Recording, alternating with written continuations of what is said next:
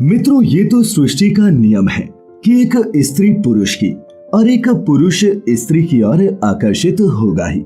और अगर आप जानते हो तो इस सृष्टि की रचना ही इसी आकर्षण और मिलन पर निर्भर करती है। उसमें भी विवाह के बाद धार्मिक मान्यताओं के अनुसार स्त्री पुरुष का ये संगम यदि परंपराओं के अनुसार हुआ हो तभी इसे पुराणों में पवित्र माना जाता है।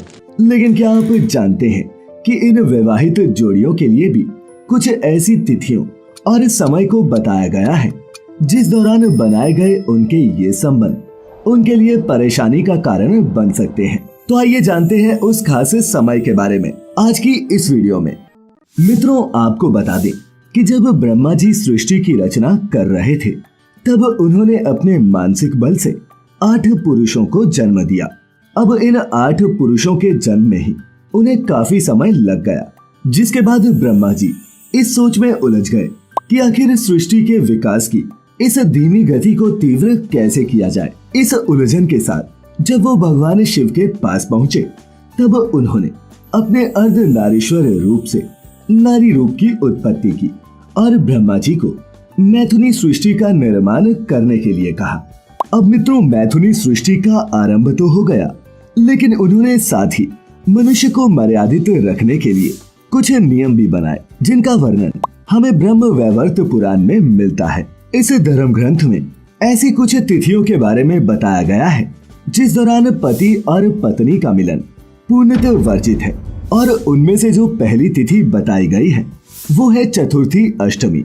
ब्रह्म वैवर्त पुराण के अनुसार माह की चतुर्थी और अष्टमी तिथि पर पति पत्नी को एक दूसरे से दूरी बनाए रखनी चाहिए। नवरात्र का पावन पर्व।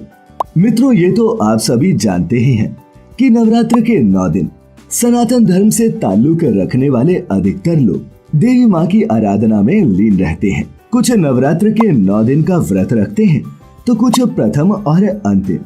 ऐसे में इस पावन अवसर पर स्त्री पुरुष के बीच शारीरिक संबंधों को पूरी तरह से निषेध बताया गया है।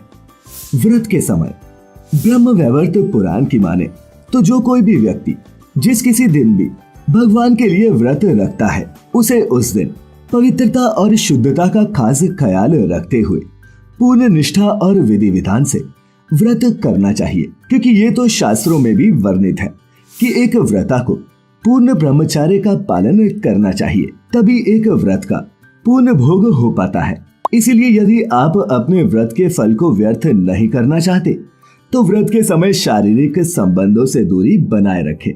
अमावस्या के दिन शास्त्रों में उल्लेख मिलता है कि अमावस्या के दिन पति पत्नी को एक दूसरे से दूर रहना चाहिए, क्योंकि इससे उनके वैवाहिक जीवन पर नकारात्मक असर पड़ता है। इसके अलावा पूर्णिमा की रात भी पति पत्नी को शारीरिक संबंध बनाने से बचना चाहिए।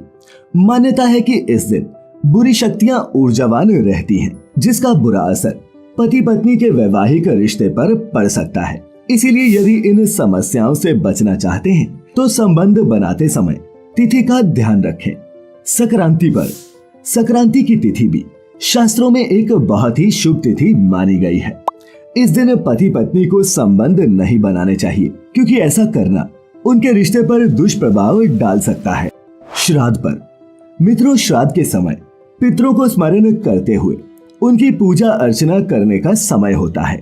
इन 15 दिनों के अंतराल में शुद्धि बहुत जरूरी होती है। इसीलिए श्राद्ध या फिर पितृपक्ष के दौरान भी पति पत्नी को संबंध बनाने से बचना चाहिए और अपने मन में सिर्फ अच्छे विचारों को ही लाना चाहिए। अब मित्रों, ये सब जानने के बाद आपके मन में ये प्रश्न जरूर उठ रहा होगा कि यदि इन वर्जित दिनों में संबंध स्थापित कर लिया जाए तो इसका परिणाम क्या होगा।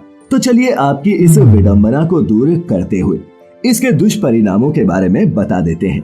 अगर कोई दंपति संतान प्राप्ति के लिए संबंध बनाने का सोच रही है तो उनका ये जानना बहुत जरूरी है कि उनके सामने संतान प्राप्ति में समस्याएं भी खड़ी हो सकती हैं। इन अशुभ दिनों पर गर्भ धारण करने वाली स्त्री के गर्भ से जन्म लेने वाली संतान पर सभी अशुभ ग्रहों का असर होता है, जिसके परिणाम स्वरूप जन्म के बाद उस शिशु के लिए एक के बाद एक कई परेशानियां खड़ी हो सकती हैं। यही नहीं, हिंदू धर्म पुराण गर्भ उपनिषद के अनुसार अनुचित समय पर बनाए गए शारीरिक संबंध एक किन्नर को जन्म देते हैं।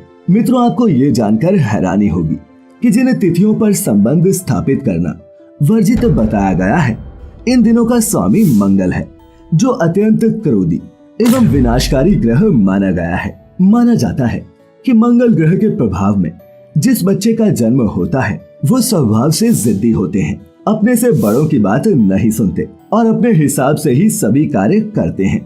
ऐसे बच्चे हिंसक प्रवृत्ति के भी होते हैं। इसीलिए शास्त्रों के अनुसार इस दिन कोई भी शुभ कार्य करने की मनाही होती है। तो मित्रों, उम्मीद करते हैं कि आपको हमारी आज की ये प्रस्तुति पसंद आई होगी। अगर अच्छी लगी हो तो इसे लाइक करने के साथ साथ अपने मित्रों रिश्तेदारों के साथ साझा अवश्य करें।